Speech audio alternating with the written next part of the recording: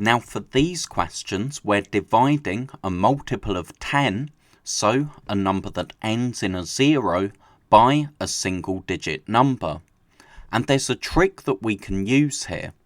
If we look at these multiples of 10, but we ignore the 0, notice that 28 is in the 7 times table, 56 is in the 8 times table, 63 is in the 9 times table, and when we spot this, we can use mental methods to solve these.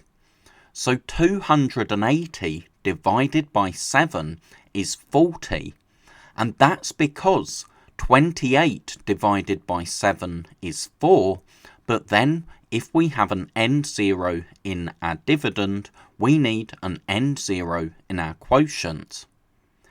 And for 560 divided by 8, our answer's 70, because 56 divided by 8 is 7.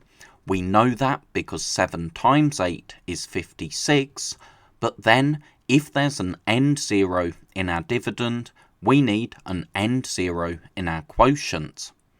And we can do the same thing here. Our answer is 70 because 63 divided by 9 is 7, and an end 0 in the dividend means we need an end 0 in the quotient. Now it's really important to stress this only works because when we ignored the 0, we didn't get a remainder.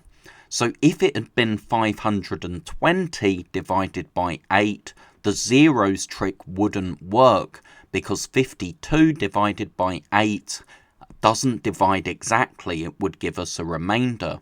But here, taking this question, because 56 divided by 8 we spotted was 7, we can just put the 0 into our answer.